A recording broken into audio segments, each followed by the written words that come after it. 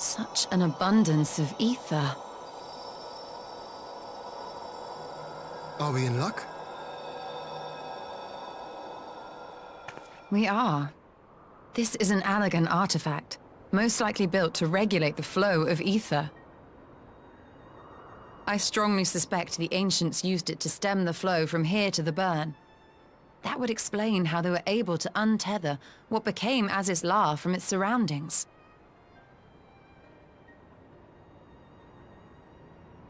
But were we to throw open the floodgates, the resultant deluge would surely be sufficient to raise our wall. And in restoring the flow, we may also restore life to the wasteland.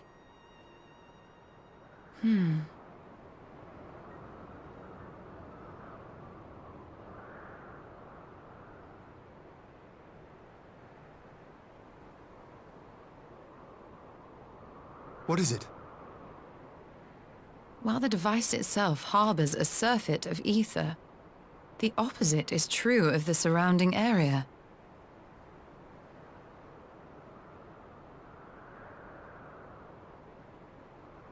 An effect of regulation, perhaps. A similar phenomenon seemed to be occurring in Doma.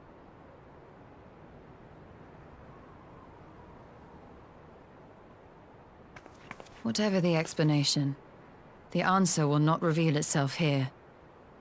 We have seen what we needed to see. Let us return to Mol Ilo.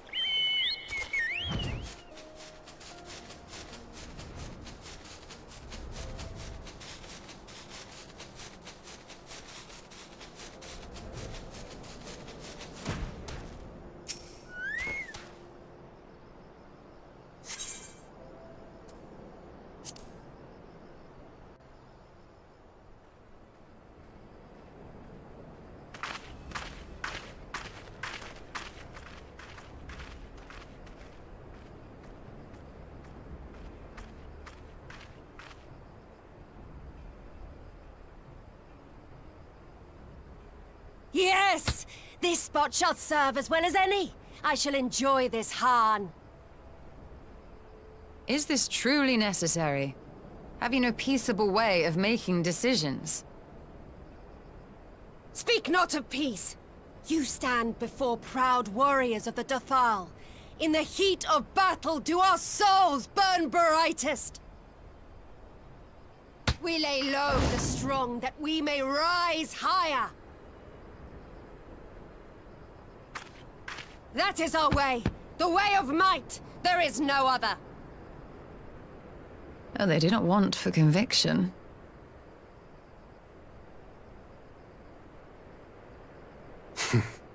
Indeed.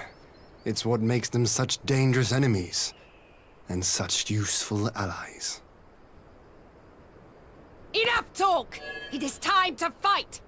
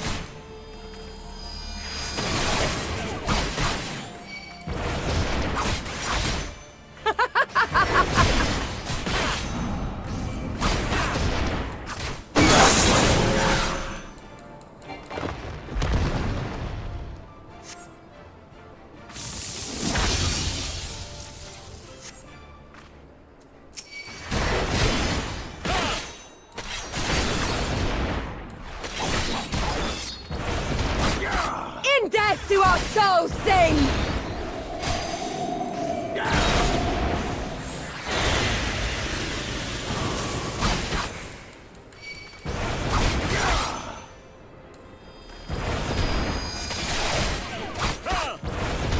In death do our souls sing!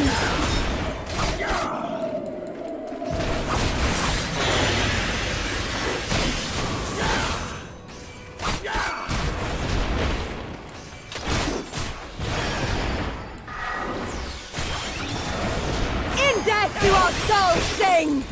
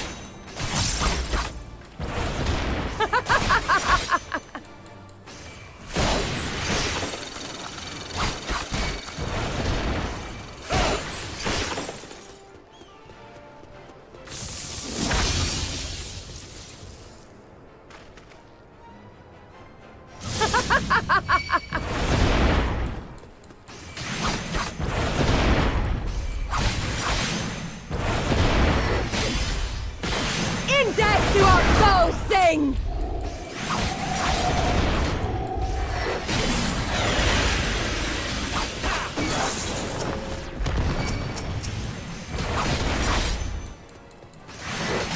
In death do our souls sing!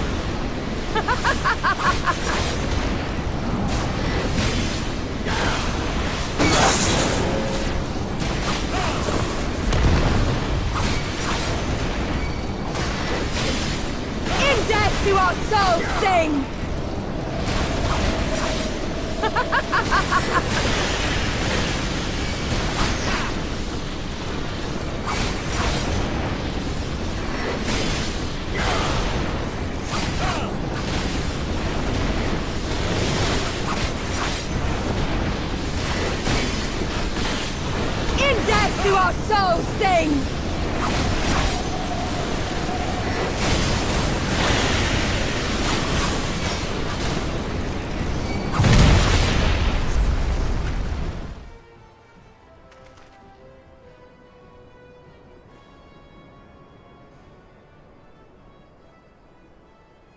Yes!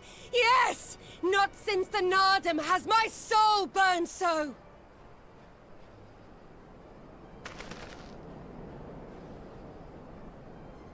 Come! We have only just begun.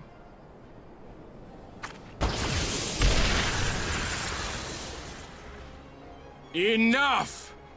You were not granted leave to set the steppe ablaze. Well, well, the sun has come out to play. Be gone, Moonstruck Oranir! I am busy! Fool of a Dothal! Have you forgotten the face of your master already? The sun will never set! From his seat on high, he reigns over all, now and forever.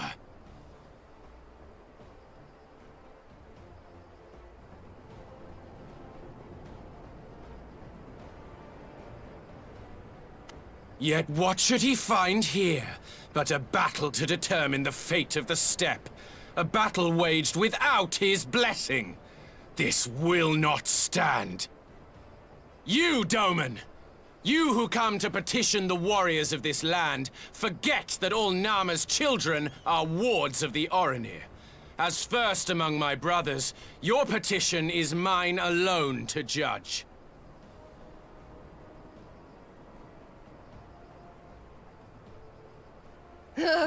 These words are as wind from a horse's backside. Plentiful, but your axe sings more sweetly. Let her speak for you.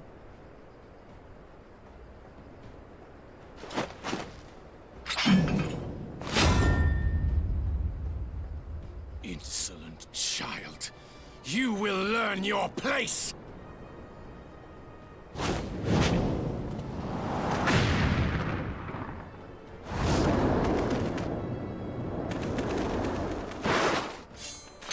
Forgive me, Brother Magni, but we have an arrangement with the Dothal. We will not abide any interruptions.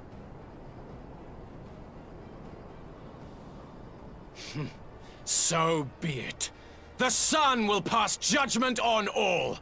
Didakul, join me.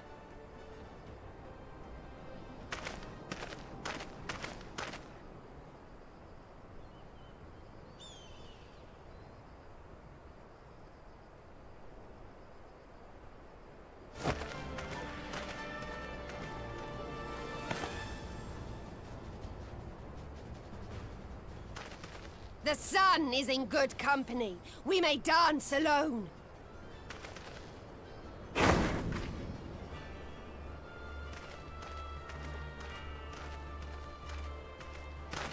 Beg not for mercy, for you will have none. Bear witness to the power and the glory of Azim!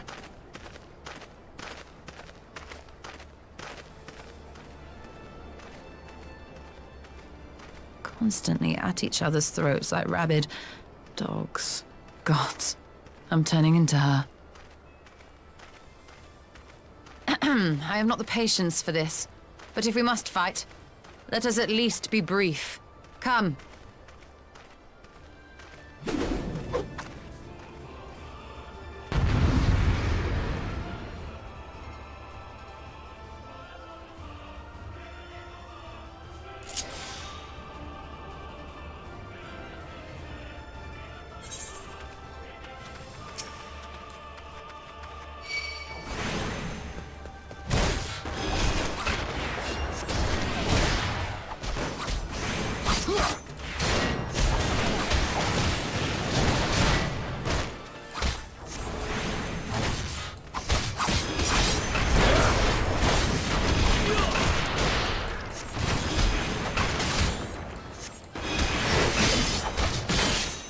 Kneel or die!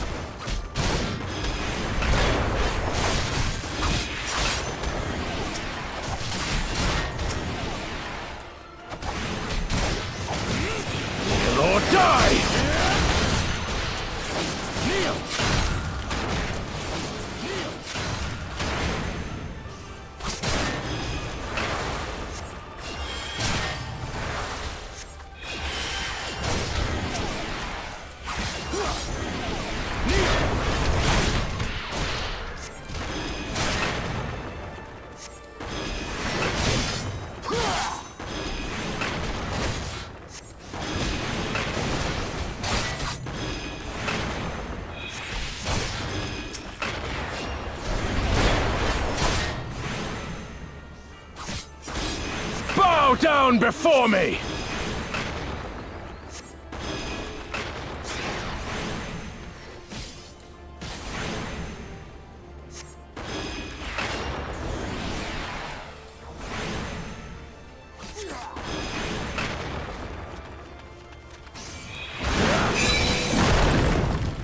Kneel or die!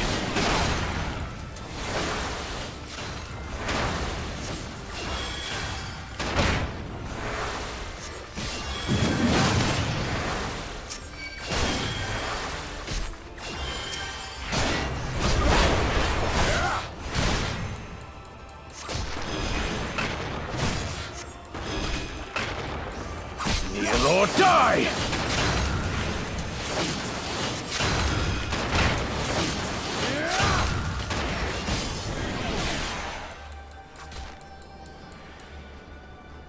Bow down before me!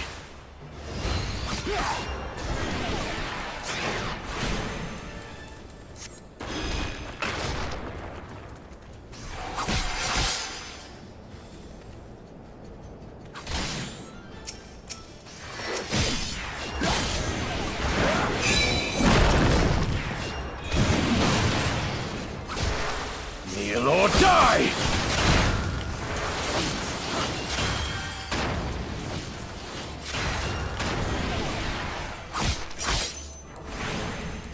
Bow down before me!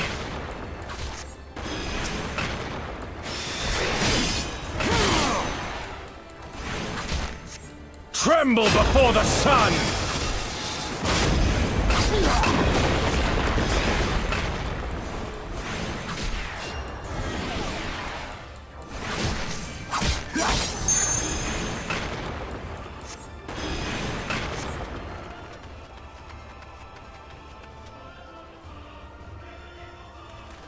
Let us be about it!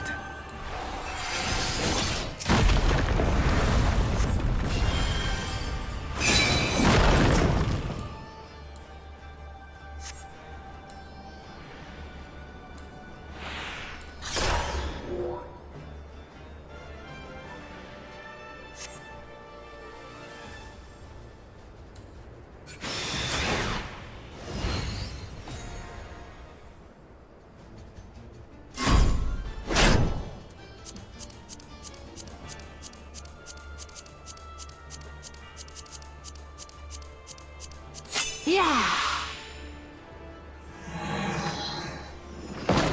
Aoife! To me!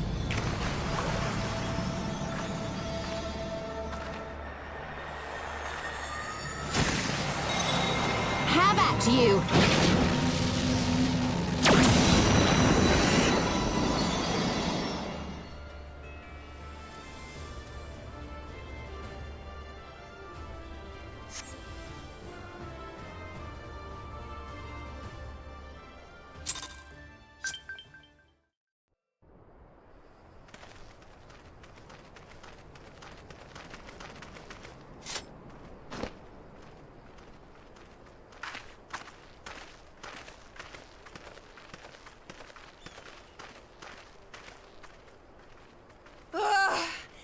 Never have I felt such bliss in defeat. 'Twas a battle to burn soul and flesh to ash. We Dothal will lend you our strength as promised. Narma's power is yours to wield.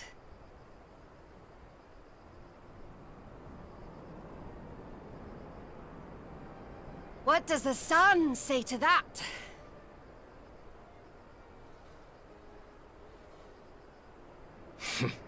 The sun is not driven by base motives such as yours.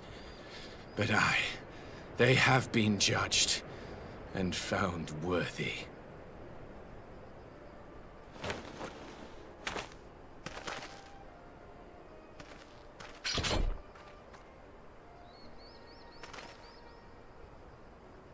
It is the way of the Oranir to accord recognition and respect to the strong. You have made sufficient proof of your strength. The sun shall answer your call. You have our thanks. We are glad to call you allies.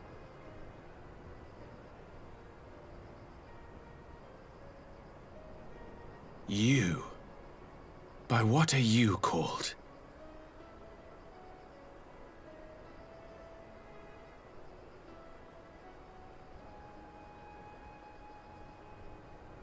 You stole her. Why?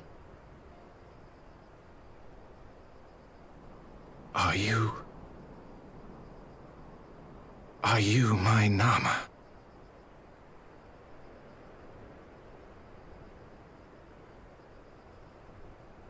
I beg your pardon? In battle, you shone with all the majesty of the full moon's light. Your healing touch, the embodiment of the Dusk Mother's love.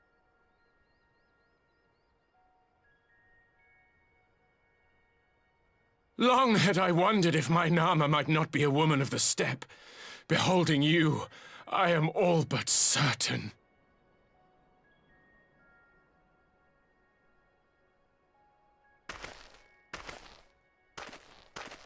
Now, look into my eyes. Could it be? Could you be?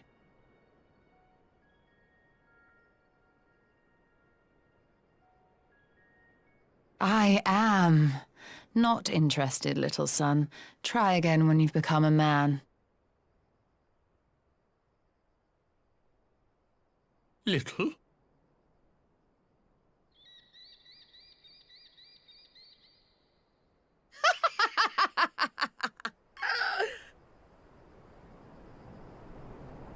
Little son! Little son!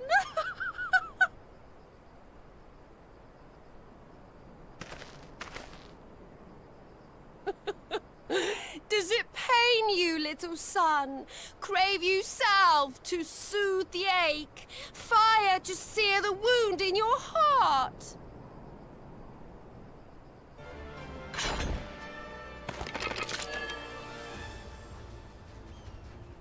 We have wasted enough time here. Sirin awaits for word of our success.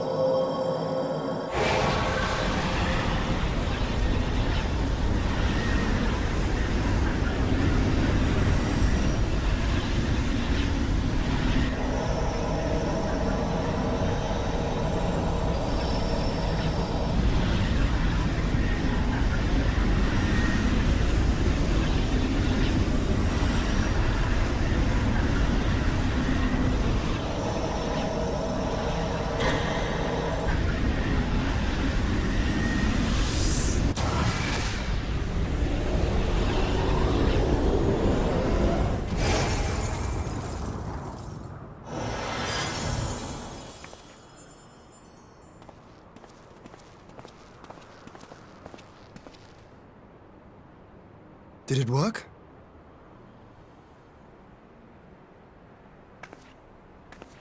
It did. Ether may flow freely to the burn once more.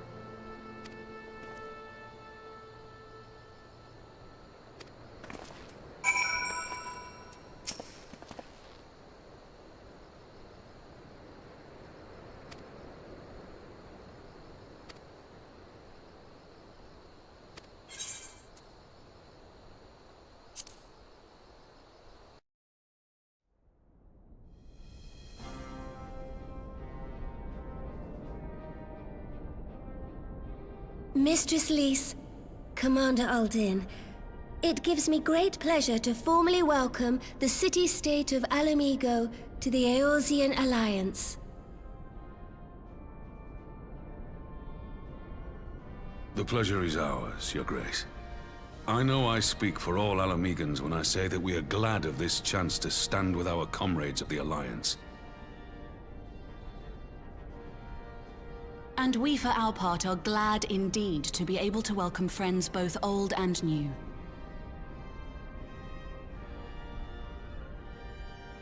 Lord Hien of Doma, at your service. Pray, accept my heartfelt thanks for your generous invitation. Nay, 'tis we who must thank you for journeying so far. And 'twould be remiss of me not to acknowledge the part the Scions of the Seventh Dawn have played in bringing all of us together.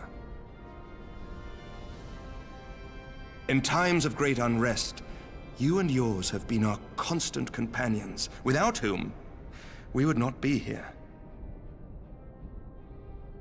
With apologies to Lord Hien and Mistress Alisaie, it occurs to me that we have not gathered in this way since that fateful day in Uldar. The day I lost my arm and my freedom. As I lay in my cell, never did I dream that I would one day be given the chance to represent my homeland at this council. I would not even be alive had you not plucked me from the jaws of death. You, Yugiri, and Alphino. Would that the lad could be with us.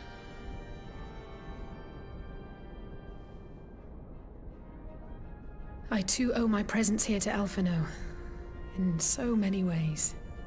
Until such time as he returns, I mean to carry on his good work as best I can.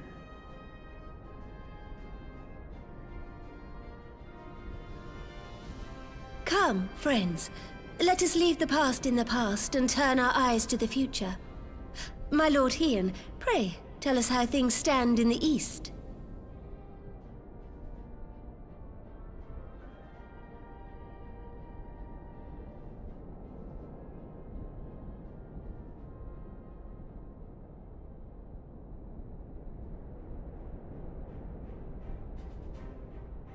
Having heard the rumors of dissent in Garlemald, I dared to dream of a peaceable solution. The Empire will not so easily change its ways. If the Garleans have a mind to take back Doma and Alamigo, we'll be hard-pressed to stop them, even with the might of 6 nations. But while we lack the strength to fight the tide, a course may yet present itself, if we read the winds aright. The winds suggest but one course to me. One which leads from the sea unto the river and thence to the source of all our woes. The Ascians. Indeed. All here have felt their blighted touch. It was the bringers of chaos who nurtured the Archbishop's tyrannical ambitions. They who bestowed upon him the secrets of summoning, as they have so many others before and since. And while they remain, we shall know no peace. Our objective is clear. The question is how to achieve it. That our enemy parades about in Xenos' skin poses problems in itself, but ere we get to them, how are we to infiltrate the Empire and get close enough to strike?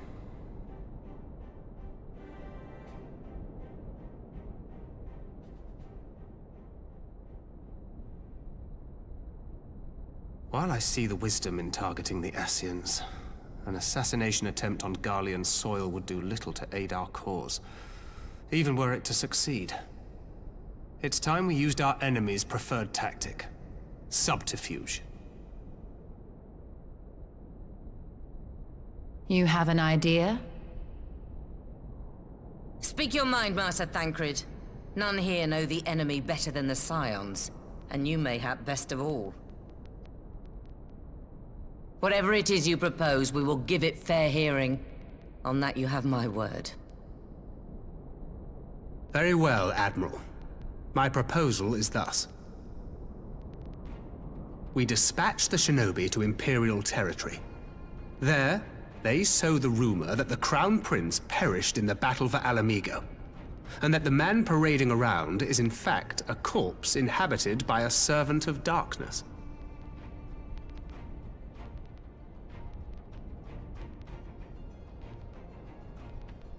Well, it does have the ring of truth about it. And were the Garleans to learn that their future ruler is a puppet, the Empire would be shaken to the core.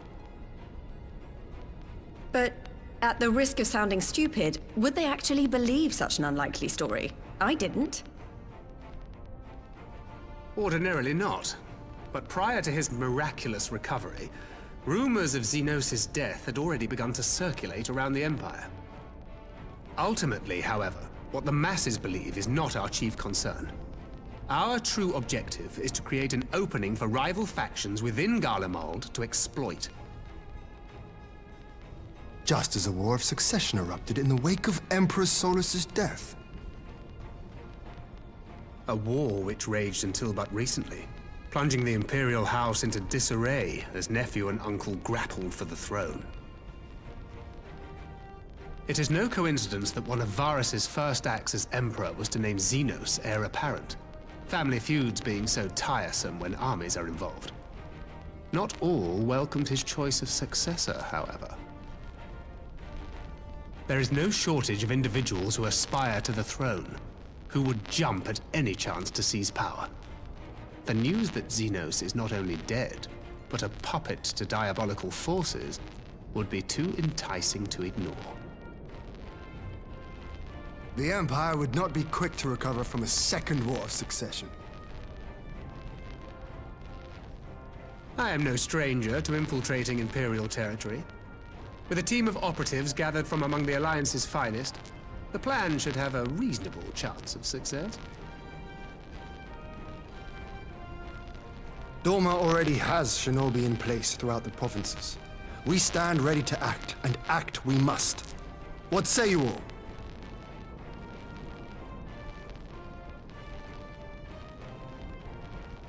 I'm for Master Thancred's proposal. We shine a light upon the Ascian and test the Empire's unity. 'Twas his plot that scuttled Doma's negotiations, was it not? Why then, if we can eliminate him, there may yet be a chance for peace. Let us wage this war of subterfuge, that we may one day lay down our arms. Gods know we never will while the Ascians remain.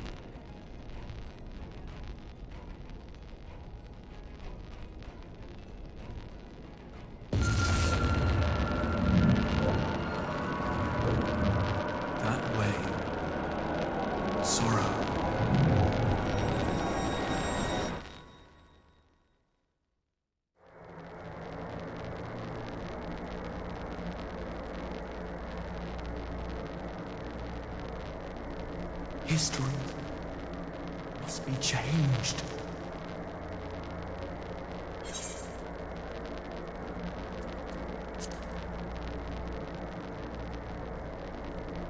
Ahead looms a calamity. Ahead looms light, expunging all form and life.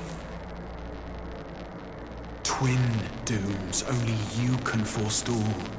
Only you. What's the matter?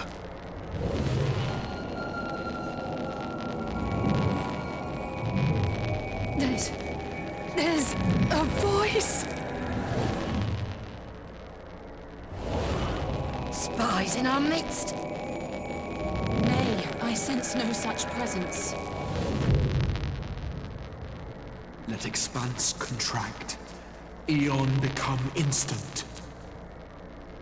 Throw wide the gates that we may pass.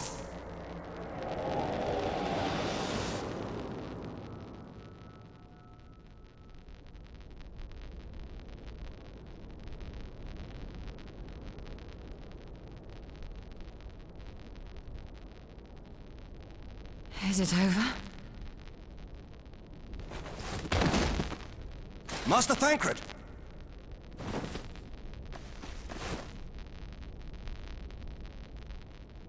12 for Fend. to a private chamber. Have every healer make ready. Swiftly!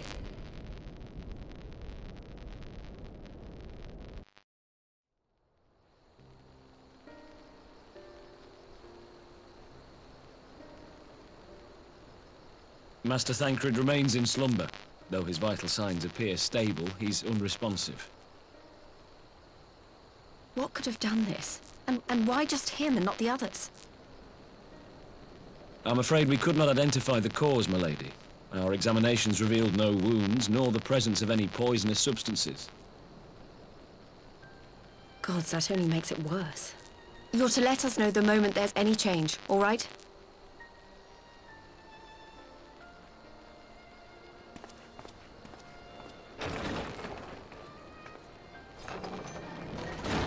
Thank you for coming. Knowing Thancred, he would apologize for being otherwise engaged at so crucial a juncture. In gifting us a course of action, Thancred sowed the seed of all that is to follow. We have but to nurture it as best we can. To him, I would say, rest easy, that he may wake to enjoy the fruits of our labors. Now, the matter of the mysterious voice must not be forgotten. Will you tell me exactly what happened? Alize and I heard a voice in the moments before Thancred collapsed. It was accompanied by a severe headache, as if something were clutching at our minds. Did you experience the same thing?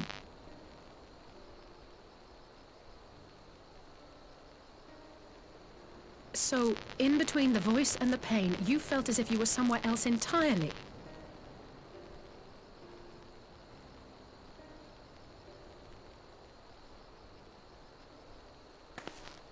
Your testimony confirms my suspicion. That which you experienced was, I believe, your soul being plucked from your flesh. Called. Called?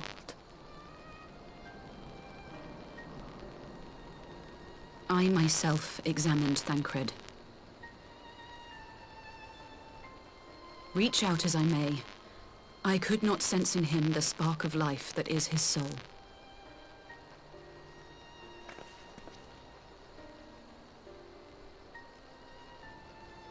That Thancred alone was stricken so is likely due to his heightened sensitivity to the effects of ether, a consequence of his prior possession by the Ascian, La Hebrea. The owner of the voice, whoever it may be, reached out to you, called your souls, and in so doing, caused you and yours such pain. But if that's true, where exactly are we being called to? I know not. Yet one thing is plain. Whoever waits for you on the other side is possessed of a power unlike any I have ever known.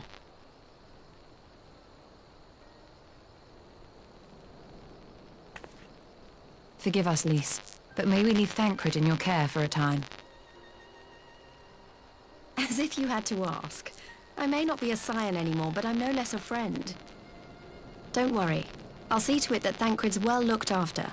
Just focus on solving this mystery, all right? Thank you, Lys. As the Elder Seedseer says, 'tis no ordinary individual we are dealing with. Nor can we discount the possibility of Ascian involvement. Whoever or whatever is behind this, the sooner we find out, the better.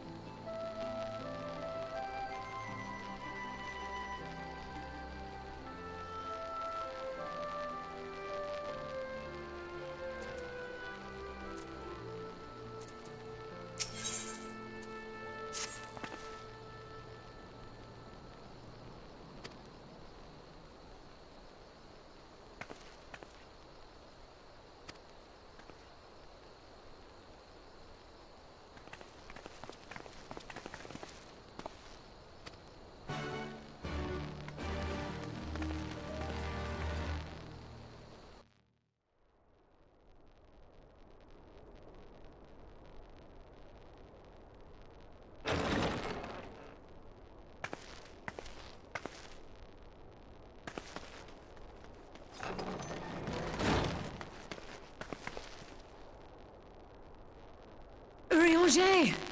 Gods, it's good to see you. Would that our meeting were under happier circumstances. I judged the voice sufficient cause for concern even before you sent word of its effect on our comrade.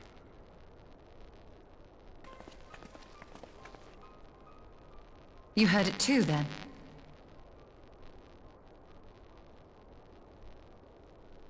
Aye.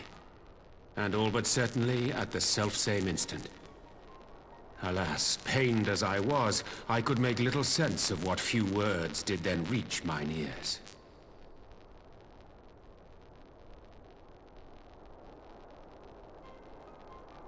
Who do you think is responsible? Could this be the Ascians doing?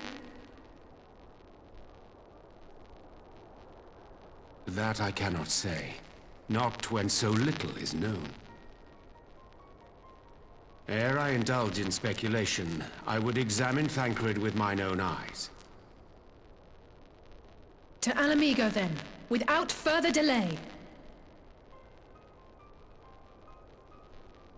One other thing. During my visit to the Far East, I observed a strange phenomenon.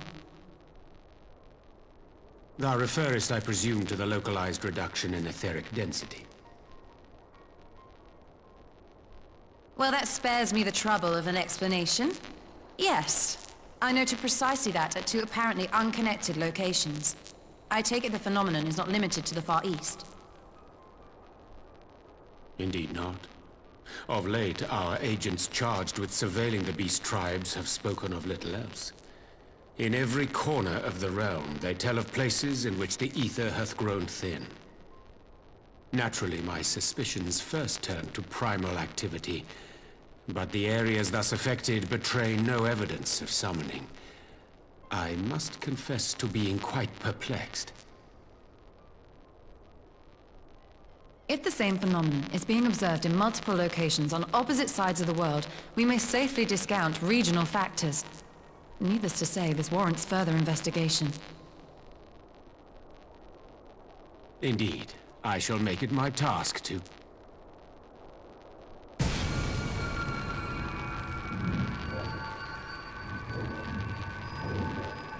The voice. It calleth to me once more.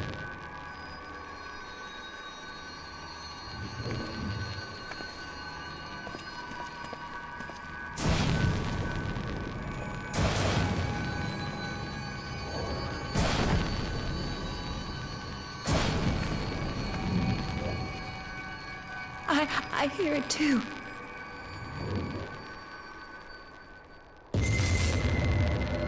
Only you.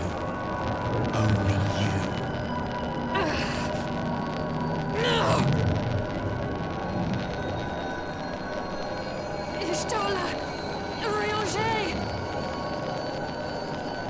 Throw wide the gates.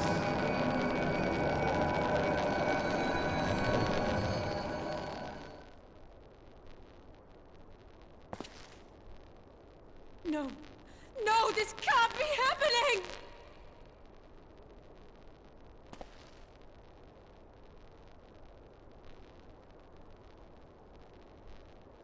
Y'shtola! Urianger! Open your eyes!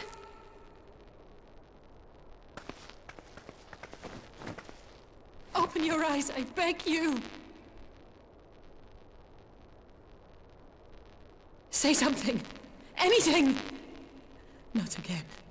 Please, not again.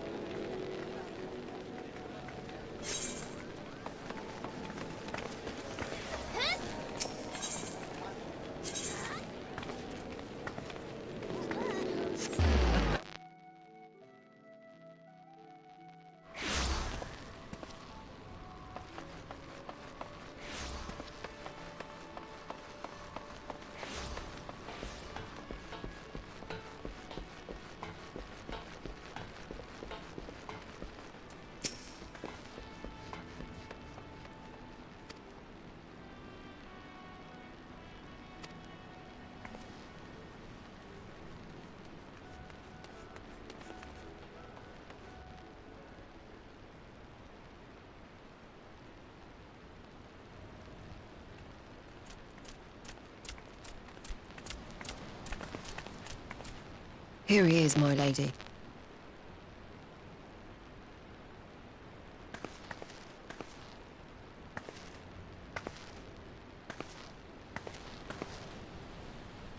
Gabu, it's been too long.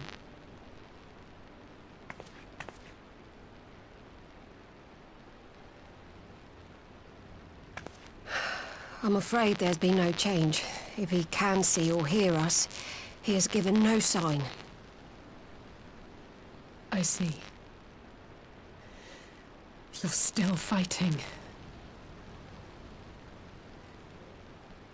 I'm proud of you.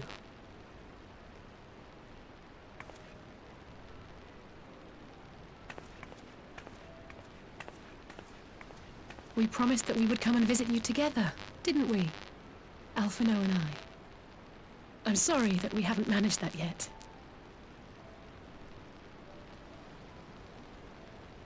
You know, with the three of us like this, does it not remind you of that night? Of the stars beyond count twinkling in the heavens? I was feeling pretty low back then. Powerless. But I knew that my brother was close by if I needed him, and that the others would be waiting for me back at the Rising Stones. Not like now.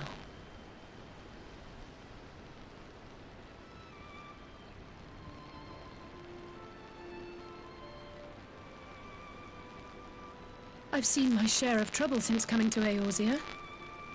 Been reminded again and again of my limitations, of how little I can change about this world. And I've come to know the sorrow of parting all too well.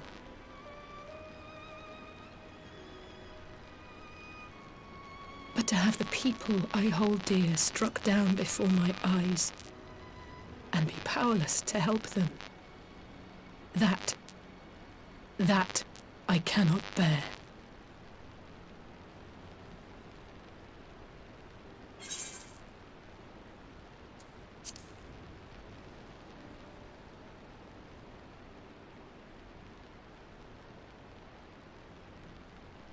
No, I don't, you're right. It's pure arrogance to imagine I can solve everything by myself. You'd think I'd have learned that by now. Thank you. I don't know what I'd do without you.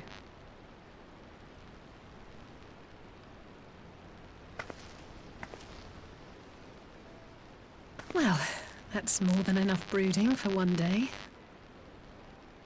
Come on. We have friends to save.